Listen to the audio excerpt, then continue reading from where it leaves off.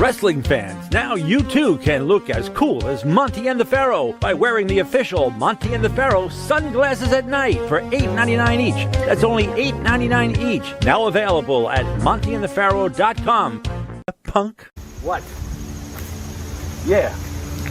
No, I'm behaving myself. No, I'm not playing in abandoned buildings. What? Again? Now. I suppose you had those people follow me again. Fine. Hey, this is Jimmy Farrow from Monte and the Pharaoh, and I want to thank all our subscribers. We have now passed 14,000 on our YouTube channel. But I want to ask our subscribers to take the next step for us and become a full-fledged member of Monte and the Pharaoh. Yeah, that's right, folks. There's 3 different levels to choose from. There's free shirts, there's free autographs. Just check it out and become a member of Long Island's #1 pro wrestling broadcast, Monte and the Pharaoh. Later.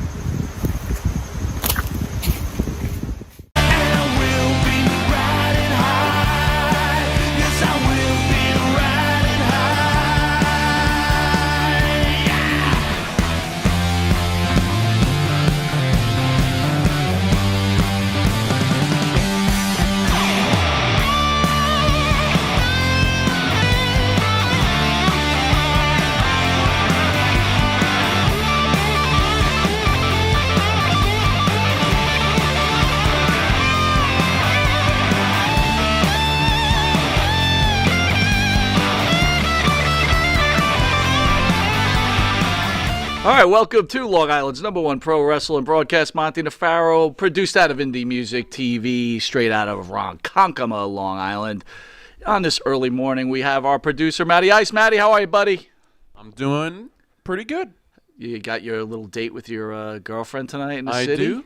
I am excited. Little date? Well, you weren't here. So demeaning. I'm trying to let him fill you in. Your little date? Well, what is that demeaning? Did I just... What is that? No, Your I think little it's date? cute. Isn't it a big night out in the city? It's not a little date, is it? I mean, she's little, so, you know. She's little. Yeah. Oh, she's... So what are the plans? Like, are we looking to get lucky tonight, or is it just going to be like holding hands? That was crying. What is going on here? I What? You I don't don't want need a date. Lovers to get don't tell. lucky. So it's You're just a not going fun to Vegas. night out. What happens in Vegas stays in Vegas. You're just going to the city, so spill it. All right, I'll make it a little easier for you. 1 to 10, what is she? Oh, I think she's a 10. She's a 10. Good Wow. answer, Matt. Wow, man, nice. You'll get some leg tonight for sure. David Lee Roth. Very good. I really 1985. don't need a date to get lucky, so Look at you. That's what I'm talking about. Oh, if you only saw Matty Ice now, baby. Yeah, he's cool as ice. How you feeling, bro? You out Thursday? I Fans feel- missed you. I feel great. Why? Yeah, you're back in action? Yeah. The caretaker dug me out, and here I am. I feel fantastic. How are you? Did you Yeah, see all good the- job, did by you- the way. thank Good you- job. thank Good you very job, much. Matty. Good job hitting the high notes for Bartman. Good job, Mike, with the list. How did it feel like not doing a show? Was it upsetting? Sucked. It was does suck, torture. right? I It couldn't does suck. stand it. I was sitting at home going, this sucks. By the way, I was not underneath my blankie. You are so unbelievable. You know, it's so funny. Every week we report, guys our age are dropping off. I get actually a little under the weather, and you're like, he's under his blankie. What, did I have warm milk? It's funny What about am I, a that. cat? When we get to our special guest, I'm going to ask him about this, because this did happen in the military, and I want to see if he believes me. Well, okay. But I'm not going to reveal it All right, now, all don't right? reveal it yet. All right, news of the week, man. Kyle Rittenhouse found guilty on not guilty of all counts. Whoops, I almost made a big mistake. Wisconsin jury on Friday found Kyle Rittenhouse not guilty in the fatal shooting of 2 men during protest last year, capping the trial that touched issues of gun rights and race.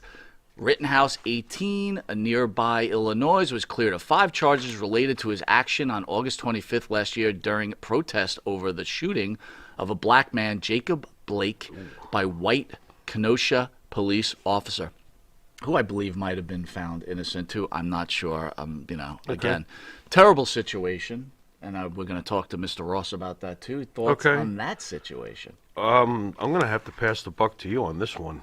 I do not feel like I know enough about this case. I have, especially for the last week, as you know, I have not been feeling so great, so I've kind of like just been talking to my cats. That doesn't get you very far when it comes to this subject. You could turn on a TV. You know? What TV? I don't have a TV. You know I don't have a TV. I'm weird. I'm like one of those very strange artist types that doesn't have a television. I stay away from the news. I think it's dangerous. From what I it's really bad for you. From what I understand, there was a protest over the murder of a black man during right. And Sure. Then there's some social media of people saying, "Come to this riot. It's a riot, and we need protection." And the cops were there, and this young man went over the border with a legal weapon. I don't even know if he carried it over the border. So again, don't hold Monty factual on what he's saying. I think I know what I'm talking about. All right. And he killed 2 people, right? Assuming that he was attacked. That's the thought process here. But anyway, I don't want to be an expert on this. I really want to talk to Mr. Ross about that, too. I want to get his feelings on it. Sure. I think it's important that we discuss this type of stuff. My wife, on the other hand, we were speaking about it in the house, and she told me to shut the fuck up. So, I mean, that's how easy that is. Well, that takes care of that. I like Trump. Shut up. I like this. Shut up. To the right of to my right is the star of the show, Mr. Jimmy Pharaoh, back from his massive illness, recovering like a Superman. He's back at the dais. Yeah, my blankie's out in the car. My warm milk is out in the Wow, car. he hated the blankie comment, Matt. What is that about? My blankie. I mean, what the I'm a 54-year-old man. He's so under I his say blankie. your little date, and I say he's under a blankie. I guess what I say is upsetting to people. I don't know. You know, he can't do cute things anymore. You just can't. Can't be cutesy. Have you ever heard of the word abrasive? Yeah. You might slightly have that. A little bit. Just a little bit, yeah. I'd like to thank the band that sings the theme song for Monte The Pharaoh and Jimmy Farrell, along with his partner, Bart Griggs. Bartman! Make up the band with Stereo Hall. Can you do a Bartman? I want to see which one I like better. Oh, we might have to now. change I this. hit vibrato and everything. I don't know. I don't want to take his shtick, but Yeah. Oh. No, you didn't trill enough. You didn't trill. It was not operatic enough. I want to ask the fans to weigh in. Which one of these 2 participants do you want to take on the role of Bartman? You really are abrasive today. With Stereo Hall sings such great songs as In My Dreams, This Life, Not Far Behind, Here Comes the Rain. Get their music. You want to sing those too, Matt? Go ahead. Go ahead. Spotify, Apple Music, Reverb Nation. Please go to their YouTube page and hit like and subscribe. If you didn't know it, you are watching Long Island's #1 pro wrestler broadcast, Monte The Pharaoh. Catch us on the Monte The Pharaoh YouTube page, the Monte The Pharaoh Facebook Live page. Hear us on iHeartRadio, Spotify, Anchor, Twitch TV, and if you're lucky enough to live in the great state of New York, you get to watch this show on Channel 115 every Tuesday at 9:30 and Saturday against Saturday Night Live at 11:30. And on Channel 20 at 2:30, at 1 a.m. Did I say 2:30? 1 a.m. It's late at that. Yeah, you're right. I'm awake. I'm not awake. Yeah, we know that. We're showing about 80,000 fans that tuning in weekly. Yeah. So it's a nice little deal we got going on here, my friend. Yeah, that works. And we couldn't do without all the fans. Nope. Anyway, we want to get back after this commercial break with the king of the combat kick, Mr. Ranger Ross. See you in a sec. Hi, it's John from Under the Table Hot Sauce. I'm here with my friend, the star of the show, Jimmy Farrow. Yeah, what's up, JB? Nah, nothing. It's been a hot summer, and for all your barbecue needs, you can go to underthetablehotsauce.com. 13 unique flavors to choose from, created and bottled in a Long Island kitchen. Underthetablehotsauce.com. Let's go chow, JB. Let's do it. All the flavor, twice the burn.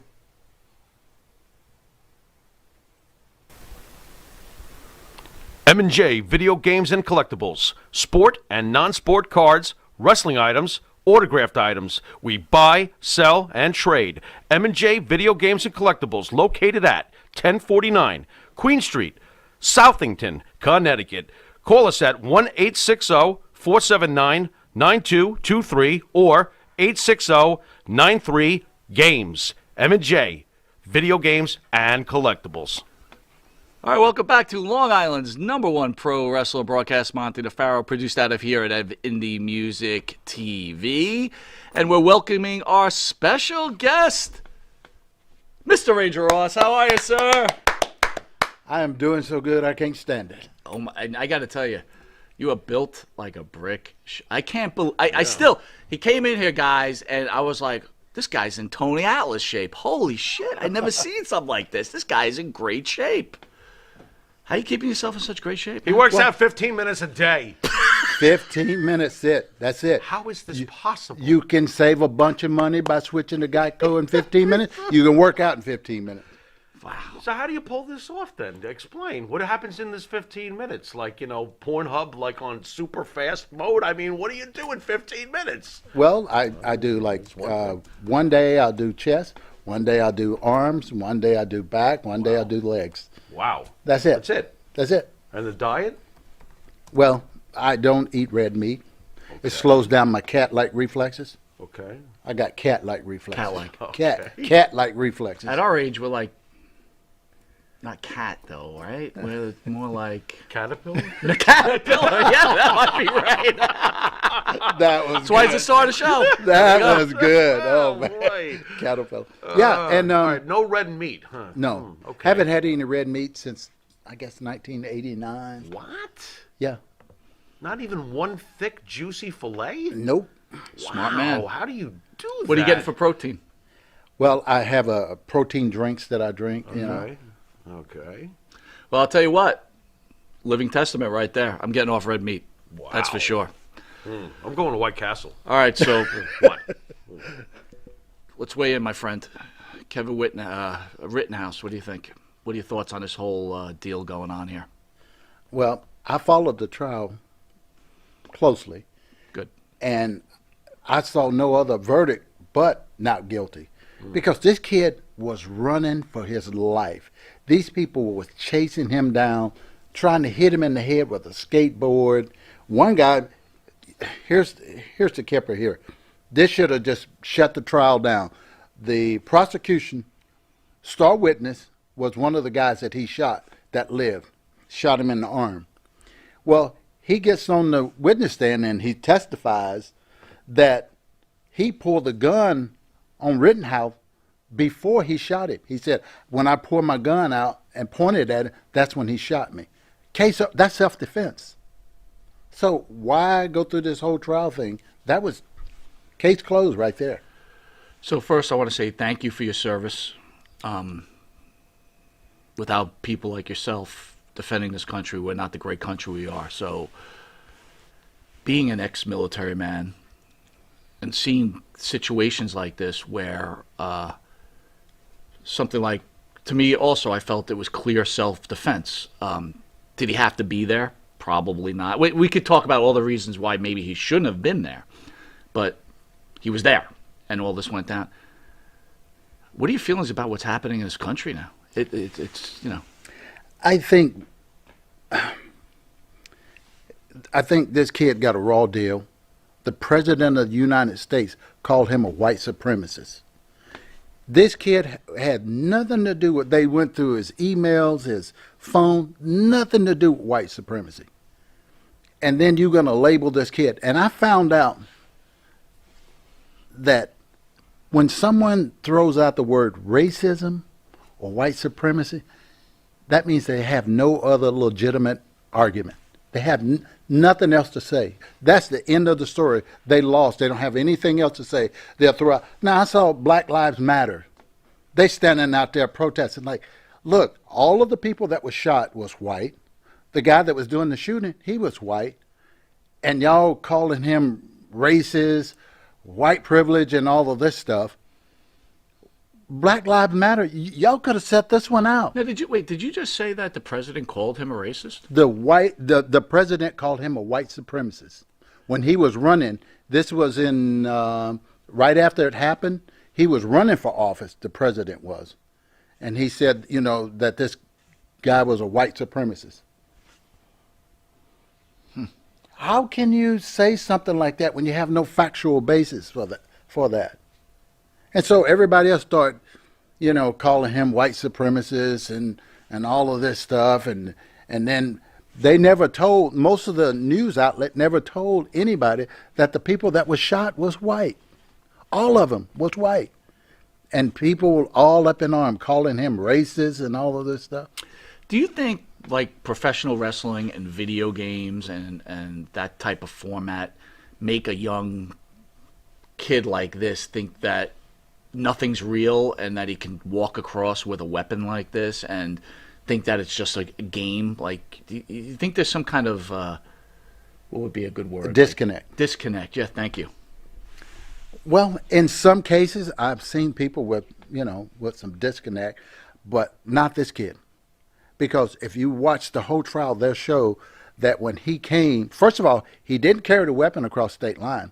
The weapon was at his friend's house. He was not old enough to buy a weapon. He had his friend buy it for him. He was 17 years old. He was not allowed to carry a pistol. But at 17 years old, you can have a long rifle. And it was kept at his friend's house. So he lived across the border in Illinois, and he drove over to his friend's house, which is only like 15, 20 miles away, and got his weapon. And he was hired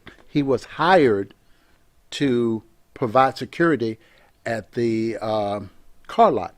It's called Car Source. I think that's what it was. They had a couple of car lots there in that town. And the kid was there to provide security.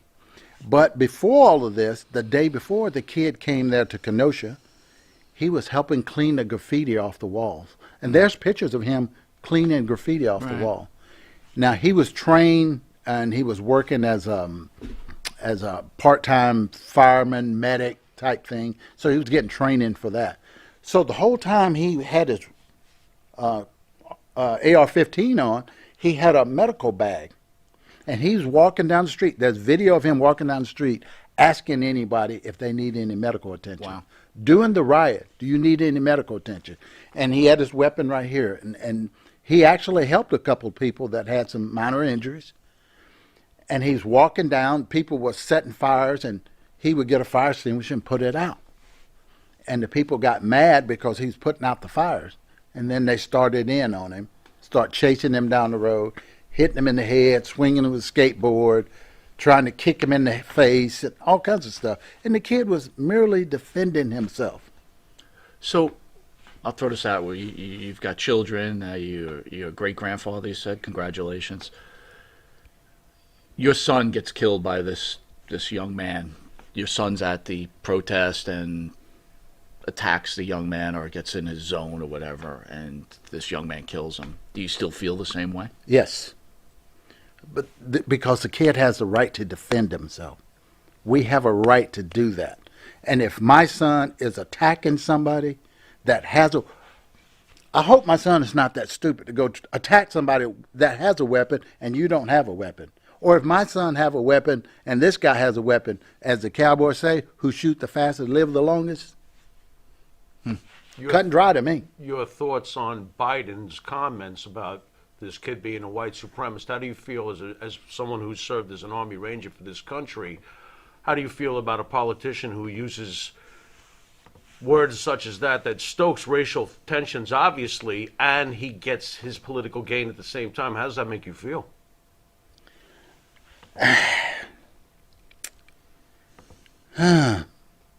Because to me, it doesn't get much more evil than that. I don't know where to start on that. And I was shocked that someone that's running for the office of the president would make a statement without having any factual basis. And that tells you all you need to know about, that person. I tell you, this is good words, sir. I mean, it's straight from your heart, and this is straight from someone who has defended this country. And speaking of that, Army Ranger, elite, right? I'm a former Army man myself. Much respect to airborne Rangers who, God knows what you did, but can you tell people what you did as an Army Ranger and what kind of skirmishes you might have gotten into? Well, my first skirmish was on the Iran rescue mission into Iran to rescue the hostages. That failed. And let me give you a disclaimer. Wasn't my fault. So don't blame me. Okay. So this is during the Reagan era or the Jimmy Carter? Jimmy Carter. Jimmy Carter. Okay. Jimmy Carter. You were part of the attempt? Yes. to get them out that time. Yes. Wow. Unbelievable. That is Wow. incredible. Yes. What happened? What went wrong, if I can ask, if they'll let you even answer this question? Wow, that's great. What went wrong there? Because honestly, from what I remember, that cost Carter any shot of re-election. I mean, what went down? Well, there was a couple of things that went down. Our job was to fly from the Mediterranean all the way up through the valley. We landed out in the desert 75 miles from Tehran, Iran. And we had these little helicopters inside the airplanes. We pull them out, put the blades up on them, and we were going to fly to Tehran, come down, go into the building, rescue the hostages. Well, once we landed out there, they're trying to move the airplanes over to get the helicopter. And one of the airplanes ran into a helicopter and it blew up. Oh. And so they told us, we got to get back out there. We got to go. And, Rangers' mission is mission before men.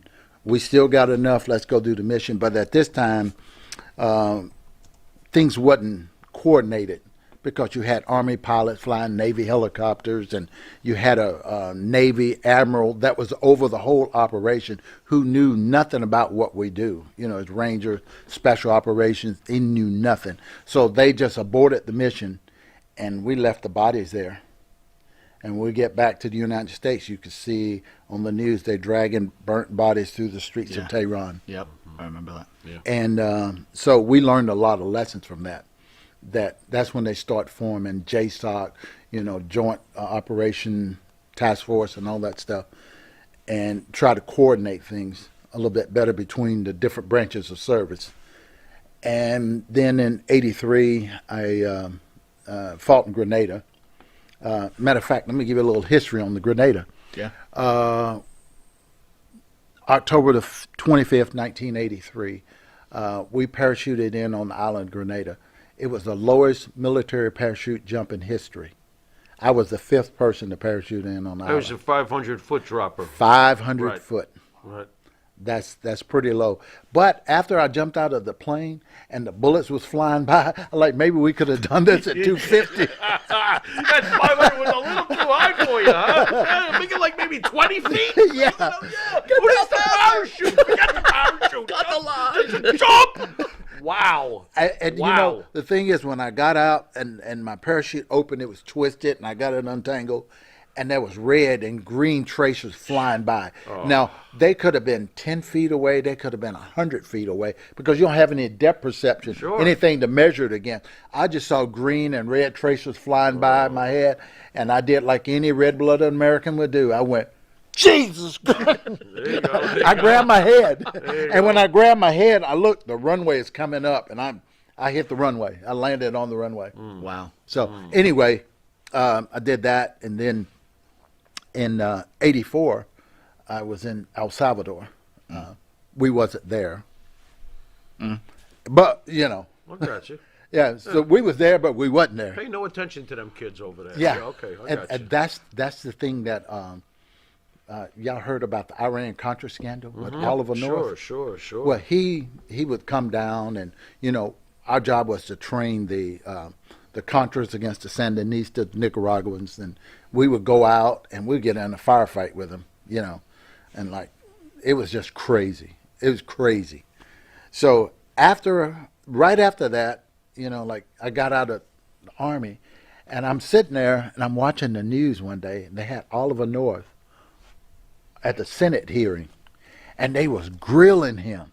I'm like, man, they grilling him, and they asking him about, he spent something like $15,000 on a security system at his house. They said, why did you spend this money? He said, this is the first time you ever hear this. He said, well, there's this guy named Osama bin Laden. He wants to kill me. They like, Osama bin, we never heard of this guy. You're making this. We don't know this guy. Foreshadowing. That was the first time you ever hear the name Osama bin Laden. Wow. Right. Is at that Senate hearing. Right. Because he wanted to kill Oliver North. Wow. Yeah. It's too bad Oliver North didn't get to him way before everybody. Well, Would have been nice to. Ghost Get Rider him out of the way early. says thank you for your service. Thank you. Thank you. We'll be right back. I have it down. I need your permission. I have it down. My We'll be right permission? back at a commercial break with NWA superstar Ranger Ross. But I think I want to say we'll be back after this commercial break with American Hero Ranger Ross. Yeah, that works. We'll send it out. Yeah, we'll be right back with American Hero, Ranger Ross. See you in a sec. Jimmy, I got to take a dump. What? No. I mean, I need a dumpster. Well, for all those needs, you need to call Big V Dumpster Rental, Long Island, New York, 631-900-DUMP.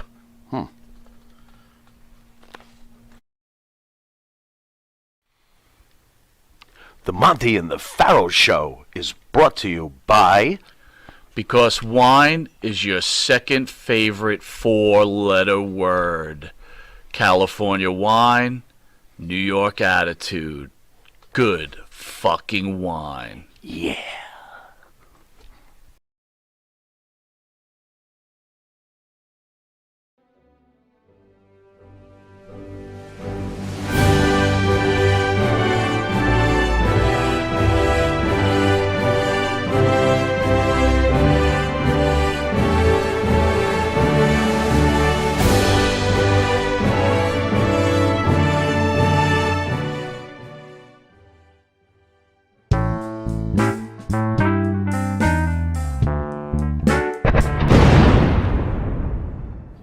You need a body shop? You need engine repair? Auto Excellence. Collision Specialists. 631-261-6420. That's 631-261-6420. Auto Excellence.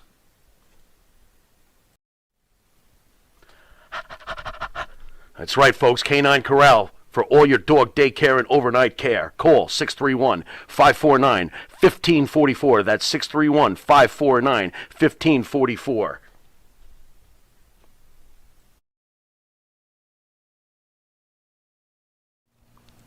And APB, American Protection Bureau, voted #1 best on Long Island for all your security needs. Call 631-390-9050. That's 631-390-9050. APB. Jeff Quest, graphics design, custom vinyl lettering, and all your art and video needs. 516-317-8204. That's for Jeff Quest Graphic Design.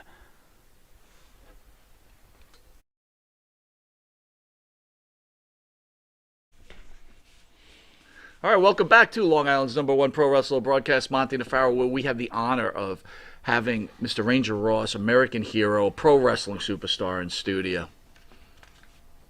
Am I supposed to take over now? Yeah. Because You I don't get know. your Did you script ever? together, Did you right? ever ask him this All right, part? so- No. okay, What are you let's break talking into this. about? We don't. Those questions got skipped. There you go, buddy. And I'm supposed to know where we Yeah, are. I put the script together in He order, and skipped it's over- still he out of skipped- control. He skipped over all. Wait a minute. No, I didn't skip That was a over good it. question you skipped over. Anyway, where are we? How did you get into pro wrestling? We are talking on bars and drop kicks. Why, asking about how we got into pro wrestling? That's Is it not awkward? exciting. How did you get into pro wrestling? It's pretty Did you like it as exciting, a thank kid? you. You know, you guys are crazy. And you know what? He knows us. I love it. Thank you. I love it. Seriously, where does it all start for you? Well, it all started when I was in the second grade, Second grade. and a teacher was asking everybody. Now, second grade, 1965. All right. Okay, everybody wanted to be astronauts or firemen. Yeah. And they asked me what I wanted to be. I wanted to be a pro wrestler. Wow. And our teacher, this is so profound, and you guys can use this, and I'm not going to charge you for this, okay? Not going to charge? All right. Okay, this is on the house. This is exclusive. This is an exclusive right So, here. wait. Honesty is very important now, Mr. Ross. If you say this comment, I will record it, and then I will search every frigging interview you've ever done in your entire life. And I will personally find your number and say, you lied to me or you told me the truth. It's a semi-exclusive. Go ahead. Oh, you're giving him a break. You're giving him a pass. All right, go ahead. Of course Sorry. I am. Go ahead. She said that if you say you want to do something, that's a dream. If you write it down, it becomes a goal. Okay. Very good. I still have the piece of paper where I wrote it on. That's great. that I wanted to be a pro wrestler. Nice. Now, So you tell your kids, if you ask them what they want to be, and they say they want to be a doctor, make them write it down. It becomes a goal. So that's exclusive. You heard it here first. where were you living in the second grade? Like, what territory were you watching on television? What wrestler put this idea into your head in second grade? You see it on TV? It's a good question, man. I love that question. Well, I wrestled in, I lived in Georgia. Okay. So we had Georgia championship. He's got it made. He's got Georgia. Okay. So, Any particular you know, wrestler I grew you up- saw where you're flipping the dial, all of a sudden you see two guys, one's got a mask on, the other guy's fat and he's got underwear on? I mean, what did you see? Do you remember? I love wrestling. Wrestling, it was, I mean, these guys was, you know, you had the good guy, the bad guy, you know, cheering for the good guy, you know, and Who was your favorite?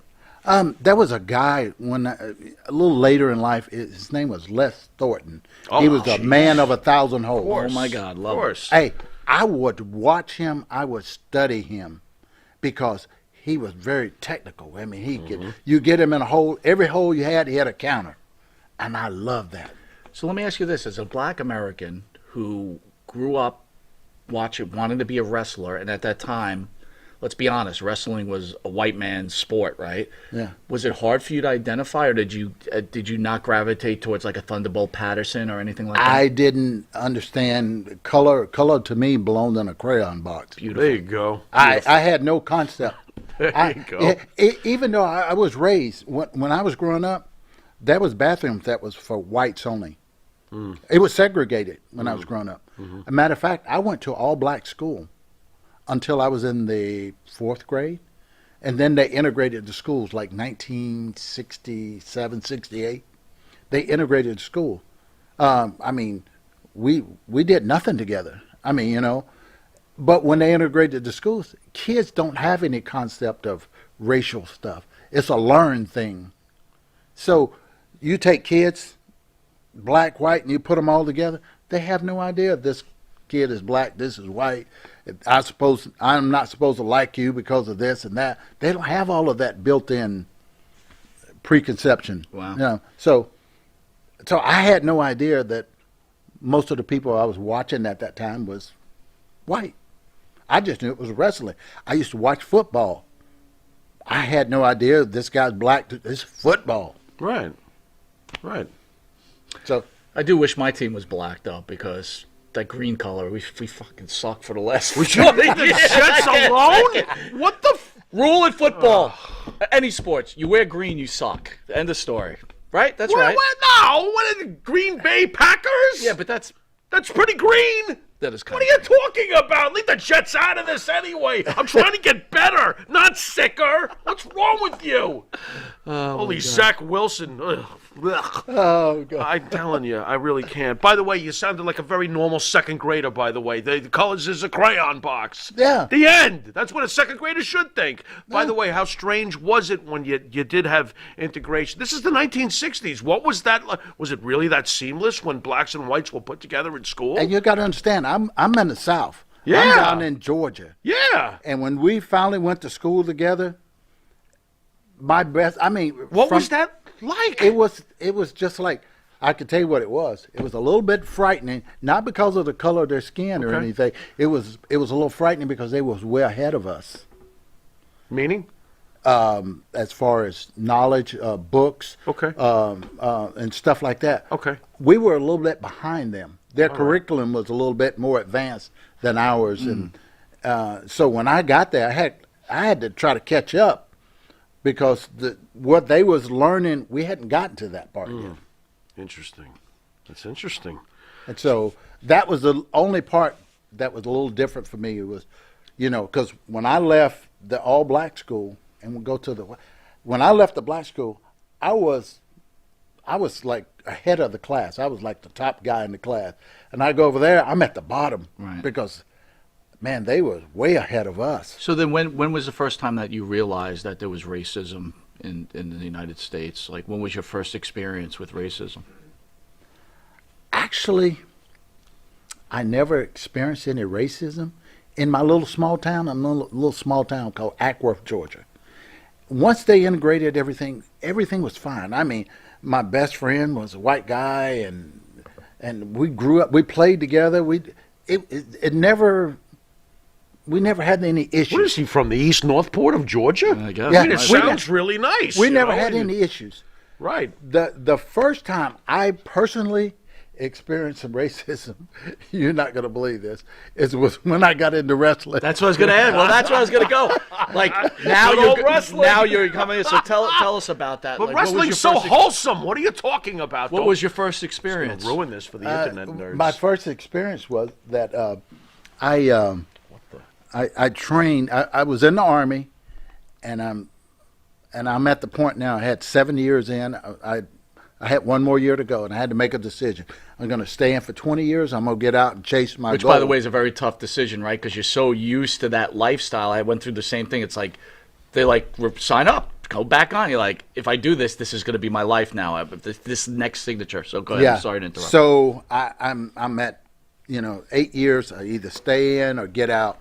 And I said, I got to chase my goal, my dream. And so I went ahead and I went to a wrestling match in Savannah Civic Center. And I go down and I talk to Pistol Pez Watley. Yes. And I told him I wanted to get into wrestling. I'm in the Army and getting ready to get out. And he told me about Thunderbolt Patterson was opening a wrestling school in Atlanta, told me how to contact him. So one weekend I went up, met Thunderbolt Patterson. He agreed to train me. And I said, okay, I'll be back in a week. Went back, took a 30-day vacation, went back to Atlanta, trained with Thunderbolt Patterson for 30 days. And I said, okay. So you're hedging both bets then. You said, I'm going to try this, and if it doesn't work, I'm re-upping. Yes. Okay, I got you. So hey, you can't put all your eggs in one basket. Smart man. So I said, okay, I'm going to do this. And so I went back to the Army, and I ETS, got out of the Army, went back, trained with Thunderbolt for a little bit, and went down to the Omni. They was wrestling down there, and I met David Crockett, and I told him, I've been trained by Thunderbolt Patterson. He said, well, we have a guy that we send all of our talent to check them out, see if they, up to par. His name was Nelson Royal. So I drove up to North Carolina, met Nelson Royal, trained with him, and Gene Anderson's son, and Todd Champion. So we trained, and Nelson Royal told him, hey, look, this kid's ready. So I drive back down to Charlotte, go to the Jim Crockett promotion, and I'm like, hey, I want to get a job. No, I want to make this clear, though. You're jumping straight into wrestling, into the number 2 organization in the world of wrestling. There's no independence. There's nothing. It's like, boom, NWA. Here he is. I'm ready. Wow. I'm ready. And I go there, and this is what they told me. I said, well, Nelson called you, said I'm ready, and they said, yeah, but we already have a black guy. What the frick? Like you can't have two. You can't have They had a two, guy. bro. His name was Joe Coltrane. He was a black guy. Okay. And he had just started with them, and they was giving him a push. And Wait a they minute, told me they already Who told you that, though? Who said we already have a black guy? Do you remember? I'm trying to remember Was who it it was. Anderson? Was it Ole? Was it an Anderson? No, it wasn't Ole. It wasn't Ole. It wasn't Ole. If I was a betting man, and It wasn't Flair. What did he didn't say that and go woo after or something? I No, can see Flair no. doing that. It was somebody at the office, and Wow. I can't remember who it was. But one of Unreal. the guys had a suit on. I don't know who it was. And they told me, yeah, we already have a black guy. So what do you do with that? Where do you go from there? What happens next? I left. I went back home to Atlanta, and And you're like, shit, I should have re-upped. well, Over I heard about there. this guy named Ted Allen Okay. out of Cartersville, Yeah. and he was training people. And I went up and met him, and he saw me work a little bit. He took me to Alabama to a show, and trying to get me on. And then he introduced me to Jody Hamilton, who owned Deep South Championship Wrestling. Yeah. Jody gave me a break, and he told me to come down to his school. Went down at his school, and he said, okay, kid, I want you to be at the Cobb Civic Center on Sunday. We're going to put you on. So they started And your me out. instant gimmick, Ranger Ross. Yeah. That's Yeah, pretty awesome. I come up with that You know, That's because awesome. when you're in the Army and you go to Ranger School, whatever your last name is, they call you Ranger Johnson, Ranger Monty, whatever. Gotcha. Yeah. So Ranger Ross is just kind Ranger of stuck. Pharaoh? Ranger Pharaoh. There you Sounds go. ridiculous. We'll take There a you quick go. commercial break after that because I have a really good question for you right when we get back. Thank you. See you in another second or two or three. You want to star in your own success? Call QuickCast. www.quickcast.com. 866-7-CAST-NOW. That's 866-7-CAST-NOW. QuickCast. Start your own success. In the mood for a freshly roasted cup of coffee? www.offtherailscoffeeroasters.com.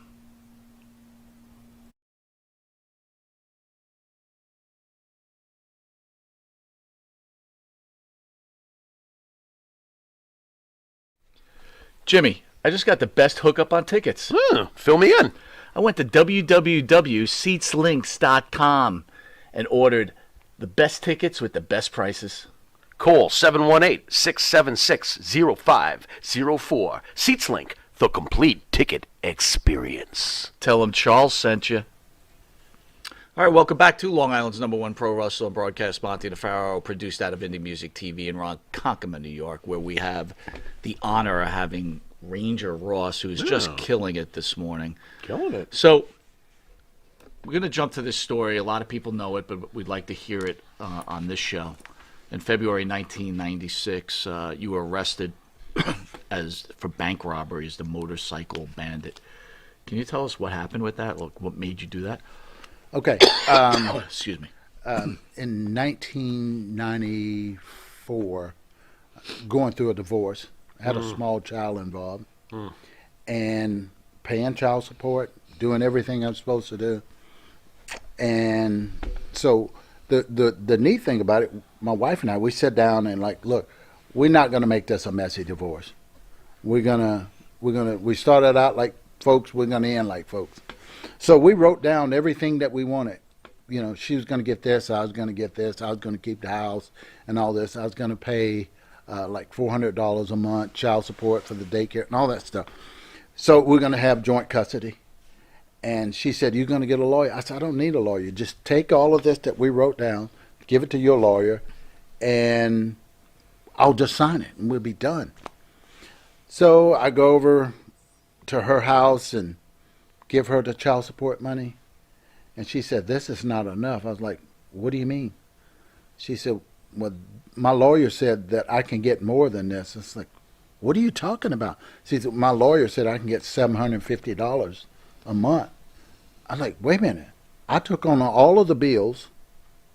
I took on the debt of the house. I took on the child support and all of this stuff. And you want me to give you $750 a month and then take on all of the debt and the house and everything? I said, no. So then I had to go get a lawyer. And then when I went through my savings. I spent about $48,000 on lawyers. So I was at the point where I'm out of money. So I could have went to probably 10 friends and just asked them, hey, look, dude, I need to borrow about 10 grand or something like that.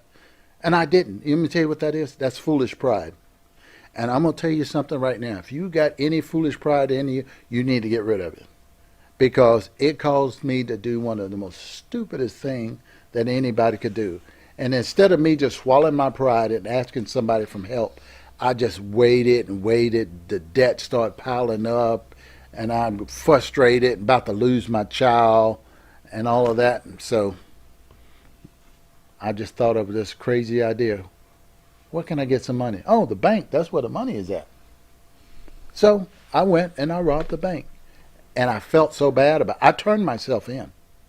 I don't know if you knew that. Oh, I knew that. But I turned myself in.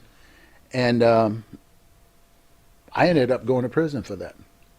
But you know what? The thing that should have been the worst thing that happened in my life turned out to be one of the best things that happened in my life.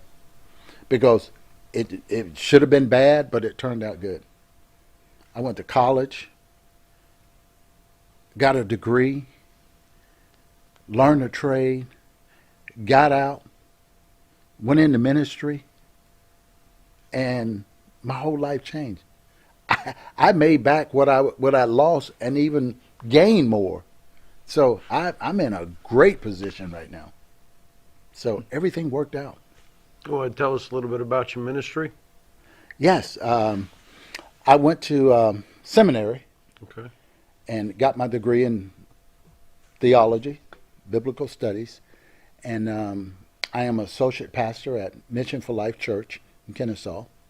You can probably go on YouTube and see a bunch of my sermons on there, me preaching, and it changed my life. Like I said, it should have been the worst thing to happen, turned out to be the best thing to happen.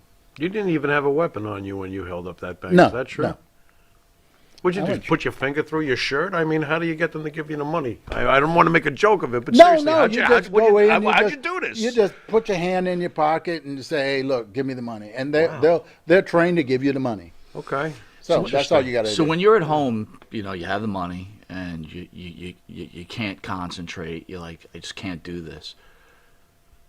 Can you tell us how it felt making that decision to turn yourself in? That had to be such, because now you're gonna miss your child's. Had you growing gotten away up. with it? Basically, if you Yeah. didn't turn yourself in, did you Yeah. get away with this? Yeah. Wow. The Yeah, well, motorcycle the bandit. thing is Made that conscience. Amazing. I got to tell you this.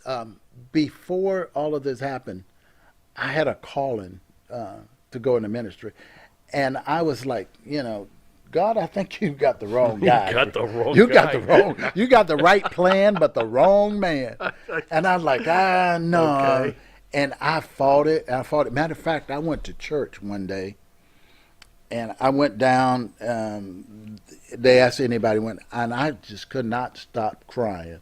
I was just boo-hoo, and everybody like, man, what's wrong with you? What's wrong with you? And I knew I had that calling, and I was running from it. There's a story in the Bible about Jonah, and most people don't realize how Jonah ended up in the belly of the whale. Well, I'm going to give you a little brief synopsis of it. God told Jonah to go down to Nineveh and preach to those people, those heathens down there. I'm not doing it. And he said, look at you. That's a biblical scholar over there. He is. And he He said, was an I'm elder not also." doing it. I'm not doing it. He didn't like those people because they was heathens, and they had his folks in captivity for several years. So he got on a boat and went to Joppa, which is in the opposite direction. And when he got on the boat, God like, hey, look, I told you to do this. And he made the waves and the wind and the ship about to crash. And they go down like, hey, what's going on? Who did this? And he's like, okay, it's me. He said, look, if y'all just throw me overboard, y'all go on your way. And they like, no. So they try to row a little harder. And they got back. They look, dude, we got to get rid of you. So they threw him overboard. And instead of him drowning, God prepared this large fish to come swallow him up. And he was inside the belly of the whale, and he said, Lord, if you let me out of here, I'll go do what you told me.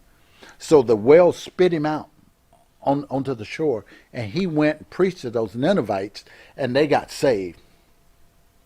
So when I was in prison, I'm telling God, if you let me out of here, I'm going to go do what you told me to do. I'm not going to, because I learned that wherever you run, God is there, no matter where you're at. So I was in the belly of the whale. That's the prison. Oh, yeah. And I told him I was going to do what he told me to do. When he let me out, I went straight to work. So DiBiase's a preacher too. You're a preacher. Does that, being an ex-professional wrestler, does that help you preaching to people, or does it hurt you? No, it's people can understand, like, okay, this guy's been through something. Everybody has a testimony. You've been through some stuff in your life. I haven't met a person yet that hadn't been through something. Yeah, I'm next to this guy all the time. That's my testimony. Oi. So all of that stuff, you know what Thunderbolt Patterson used to tell me all the time? And he said, Ross, it took all of that to make all of this. It took everything I went through in my life to make me who I am today. It took everything that you went through your life, good, bad, and indifference, to make you who you are. Right. And so I have a platform. I have a platform that I was, military, Army Ranger, 253 parachute jumps. Wow. Combat 3 times. Professional wrestler.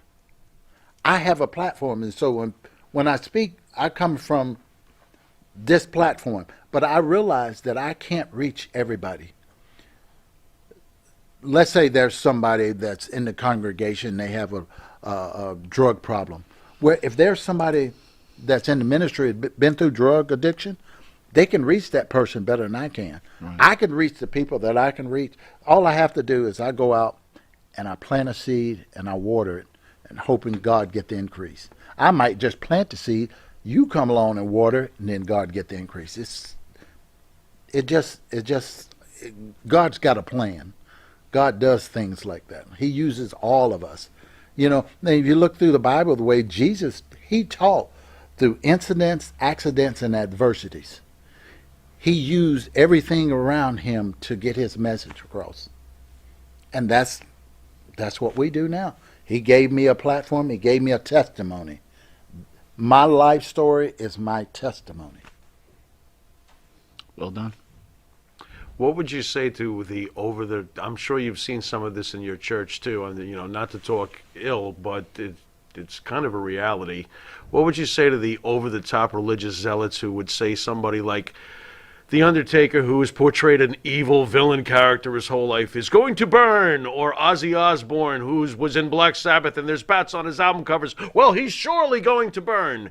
Any thoughts on that over-the-top aspect of religion? Because honestly, that's the kind of thing that drove me Well, kind of here's away. the thing is that you have some people that are so heavenly minded that they know earthly good. Interesting. And that's the thing is that Interesting. I can't point my finger at you, because if I do, I got 3 coming back at me. Oh, there you go. There you go. So every time I'm pointing, I got 3 coming back. Mm-hmm. And here's the thing is, you said the right thing. They're so religious. That's the thing is, you hear people, are you going to make me lose my religion? Yeah, you need to lose your religion and get some faith. Right. That's what you need to do. Religion that's the craziest thing. A lot of religious zealots, oh my God, get away from them people. I don't want to be around them. I don't want to be around them. I mean, you can't go around condemning. Look at Jesus. Jesus hung out with tax collectors, robbers, thieves, everything. He hung around with the poor. He said, I didn't come here to save the just. I came to save the unjust. Right. So I don't have a heaven or hell to put anybody in. And neither does anybody else. So for me to sit there and judge somebody, oh, you portraying this evil thing, who am I? Who am I? Alice Cooper's father was a chaplain, I believe, so. Yeah. So there you go with that. All right, so close to running out of time, so we want to get a quick. Just got started. I know, right? Hey. Name a few wrestlers. I want to get your thoughts on them. But first, I just want to get one question. I thought this was interesting. One thing about your matches I noticed, did you purposely not allow them to, you never would ever get a chance to take your jacket off? You're always getting attacked, and they always, you always had your jacket on every match. Was that you're hey, I want to keep the Ranger jacket on? What was that all about? I got to know. And how do you do hip tosses with that jacket on? Well, if I was wrestling somebody that, going to have some heat, they would attack me, as soon as I turned my back to, So if it was just a regular match, didn't have a conflict with this person, the jacket came off. But I would get confused, though, because I'd say he's an Army Ranger. How did he keep getting him from behind? There's no way there's an Army Ranger. You don't sneak up on an Army Ranger. What's going on? Who wrote that? It was probably Jim Hurd. Oh, we're going to make you Spartacus, Rick. Woo. All right, we're going to name a few guys, and then the Pharaoh's going to hit you with what we call the Pharaoh's final question, where he just comes out of his head, unscripted. Whatever's probably going to ask you, or not. I don't know, what types of tennis shoes you like. I never know what it's going to say. All right, Michael P.S. Hayes. Oh, my God. Man, I love that guy. I loved it, man. But he was just funny. He was just funny. And he was just funny. He was just every time I think about Hayes, I just start likes laughing. to be peed on. He's a little strange. I don't know about Okay, that part good. because All right. We've heard that. That's just what this guy I likes. never hung out with him. You know, Okay. I didn't drink. Yeah, okay. The Well, whole time yeah. I was in WCW, I never drank. You'll probably- I haven't drank since I was like 40-something years old. How about Abdul the Butcher, who's been in studio twice? Oh, Abdullah, man. I have nothing but praises for him. I mean, he really helped me out. He took me to Japan, made me his partner, over in Japan, and we was working main events in Japan. So I saw Abby a couple years ago, and I walked right up to him. I said, listen, brother, I want to thank you for everything you've done. I'm giving you your flowers right now. Thank you for what all you've done for me. Wow. And here's the thing is there's a lot of people that have that crab mentality. The crab mentality is you put crabs in a bucket. Every time one get to the top, another one grab and pull him back down. Mm-hmm. Abby, he wasn't that way. He would pull somebody up, and he pulled me up. That's great. Interesting. How about Ron Simmons? Oh, love that guy. Me and Ron Simmons used to room together on the road, and on an off day we'd go fishing. We'd get a boat. We'd go out to West Point down in Georgia. We'd go fishing. Ron Simmons was, man, I had some great times with him. Jim Ross. Jim Ross. Let me tell you something. The guy was very, very good on the mic. Very good. I mean, he would talk about stuff and it was believable, the things that he was talking about. So Jim Ross, me and him, we was good. Tony Schiavone. One of the greatest voices in professional wrestling. I mean, I could sit and listen to anything he said. If he was reading Mary Had a Little Lamb, I'm going to listen. All right, who's better, Ross or Schiavone? I'll take Schiavone. Wow. Look at that. Tony Schiavone's underrated. Tony I think Schiavone he's is underrated. I think Tony Schiavone's a great announcer. Great announcer. Still side with Ross a little bit. But, Who's the greatest announcer of all time? Oh, Gordon Soley. thank There you. you go. There we go. Gordon That's Soley. it. Yeah, that works for us. Wait, one more thought on someone. Hey yo. I knew that was coming. Scott Hall. Well, Scott and Hall and I used to room together on the road also. And had some good times with him, but Smoke them. he liked to light them up and smoke them if you got them. Yeah. And them left-handed cigarettes too. So Shane Douglas and Johnny Ace would room right beside us, and so we finally switched. Me and Shane Douglas would room together, and Johnny Ace and Scott Hall would room together because they like to light them up and smoke them. Did Scott get jealous, angry that you didn't want to be around him because he was? Oh, up? no, it was all good. Not at all. No, he would rather be with Johnny Ace because they could. They could do that thing. Yeah, You could do that thing. All right, so this is probably the most important moment of your life. What? The Pharaoh's final question. He's gonna This is the most ask you Oh boy. out of that brilliant head of his. I'm a little nervous right now. Be ready. You wanna be. Be ready. So here we go. Dude, I've been to combat 3 times now. I know. I got 253 parachute jumps, and I am a pilot. I This don't is know if this you know is like that. or not. parachuting without a parachute. Fucking Listen, I fly an airplane. I am a pilot, and I am nervous right now. Wow. This is. I'm nervous for you. Okay. I'm nervous for you. All right. Well, let's see what I got then. Being that you are an Army Ranger, and being that we normally like to do, what's your Mount Rushmore?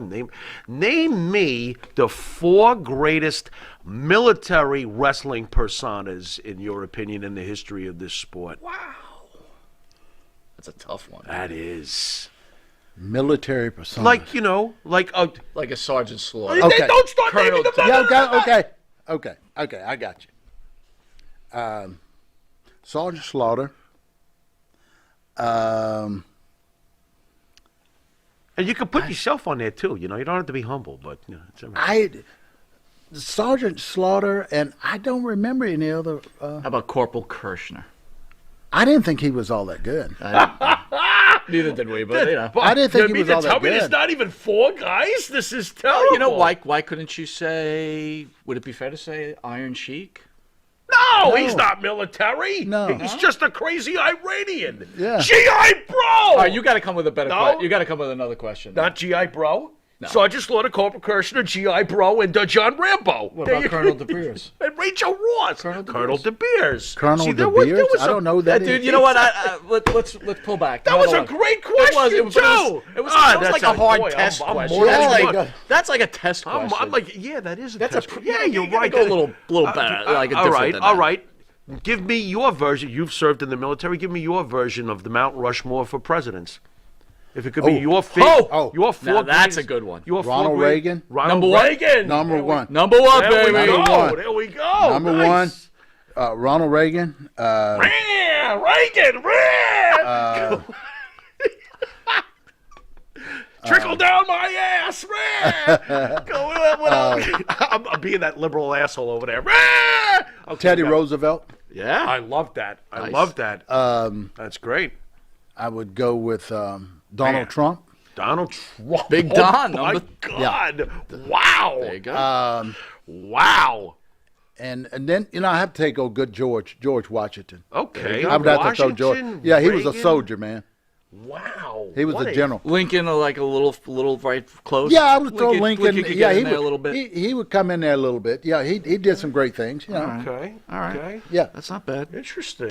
All right. Well, we were covered, okay? I could tell you Lincoln was in.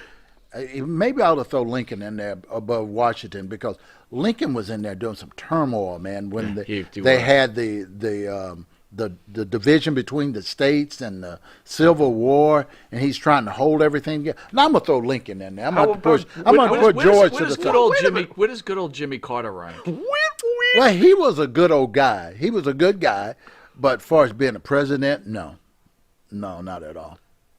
George has got to get bonus points for military though, with the bleeding ankles going down to Delaware with the ice and wrapping his. By the way, George is a tough guy. Pittman, Colonel Pittman. Colonel was a Sergeant Pittman, right? Sergeant Pittman. Yeah, this question was terrible, Farrell. Yeah, It's a hard question. It was. I That's a figured stumper. Slaughter Yeah. and a couple Anyway. of other guys, but you know. Where are you going to be? What are you doing for the rest of the weekend? I'm going to Albany, New York today, and I'll be up there today and tomorrow, and back to Atlanta tomorrow evening. Well, I got to tell you, on a personal basis, again, thank you for all you've done for this country. Thank you for what you've done for the sport of wrestling. And the third, thank you for preaching the word of God and trying to correct people and get them in the right frame of thoughts. Pharaoh, you got any last words? Yeah. Thank you. Thank you, brother. Thank you for everything. Great guest. Thank you. Thank you. All right, with that, we want to thank the great Ranger Ross. And I want to thank you guys for joining Long Island's #1 pro wrestling broadcast. We'll be back in about 5 minutes with NWA, WCW. We're going to call the Godmother. I think you should call the Godmother, right? Yes. Baby doll, the one who lit the spark. This has been Mike Monty. This has been the Pharaoh, and until what? 5 minutes from now, About 5 and minutes. a very quick cigarette. Later.